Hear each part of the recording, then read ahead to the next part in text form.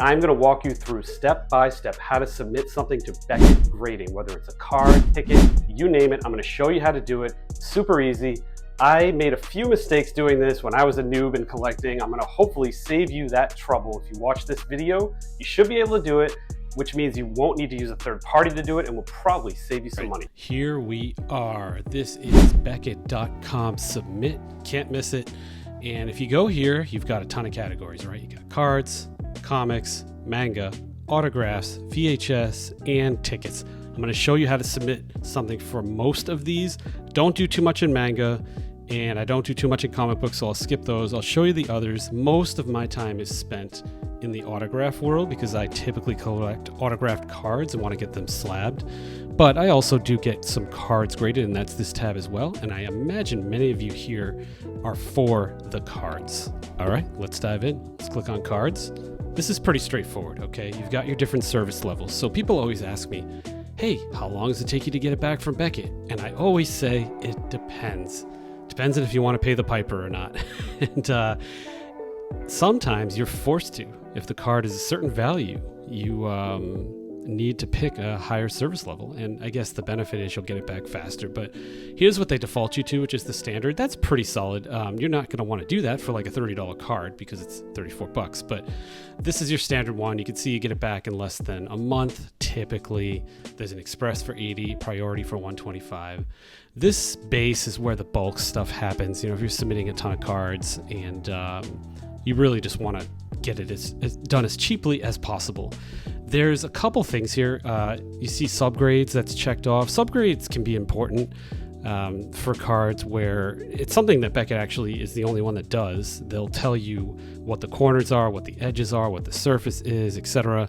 And you'll get a subgrade for each one, which is pretty cool. And sometimes if the centering is high, it'll actually impact the value in a positive way, especially on an expensive card. So let's just, for the sake of walking through this example, we'll click on standard. Okay, so you submit this. We're going to do a 1986 Fleer Jordan. Okay, so they actually copied PSA. They were the first to do this. You get pictures now, so it's really hard to screw up. Obviously, there's a couple of cards for Jordan in this set. If we click on the Fleer and we scroll down, you say we got one.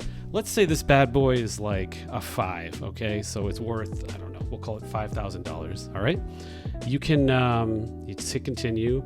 You'll enter your shipping information. Never ever do ground. That's my advice here.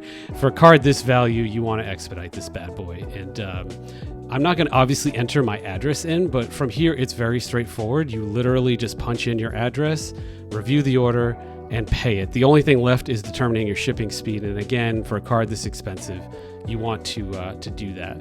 Okay, time for autograph cards. I have screwed this up many times. So you want to click on autographs here. It's going to take us to this menu. I always want them slapped, and if you accidentally hit this, it's more like JSA or like a letter. So you'll get your autograph card, you can get a sticker on the back, like a Beckett sticker. You can get a letter from Beckett. You can have the sticker on that letter. But if it's a card or, you know, a ticket or something you want slabbed, it's a different menu, right? So they default you to the standard. Again, they're being kind of clever here. You really only have 3 options. Well, 4. Technically, you can go to a show like the National, right? And you're good. So if you don't want standard and you want to pay more, the Super Express is probably $120, give or take. We'll do standard for the purposes of this. We'll agree. All right, here we are. We got to pick our service level. We want it encapsulated. Make sure you check this. It's not a re-encapsulation. It's not a baseball. You don't want to seal. So we're going to encapsulate this bad boy. And we have a menu here. So we're going to do the Jordan. This is a little tricky. The item, you're like, huh? What do I do? It's not a basketball. I actually type in TR, which takes you down to trading card, because that's what it is. It was autographed. We're going to say it was Michael Jordan. Not baseball Michael Jordan, basketball Michael Jordan. Obviously, Jordan commands a hefty fee of $250. That never mind the value of the card. That's how much you're paying for Jordan, but you can look it up for each person. We'll say the card is worth $2,000 just for fun. It's probably more like $25,000. You can choose to grade the auto, which I would recommend on an expensive card like this. You can get an LOA. You can grade the actual card, which I'd recommend. It's not oversized. So, all right, one thing you must do here, you do not want to screw this up. Right now, we're looking at a trading card of Michael Jordan. If we continue this way without finding the item, they will slab this card trading card, and you'll probably get an email saying, are you sure? And you can fix it that way. But let's just avoid that by finding the item, okay? We're going to take this here. We're going to go to basketball. All right, this is 1986 Fleer. Boom. It's the card number 57, and it is Michael Jordan, okay? Print and run, don't worry about that. Then easy selection here, 1986 Fleer set. Add the card, update, proceed to checkout. And here's our final summary, okay? Gonna encapsulate this thing. Signer fees, $250, auto grading's $125.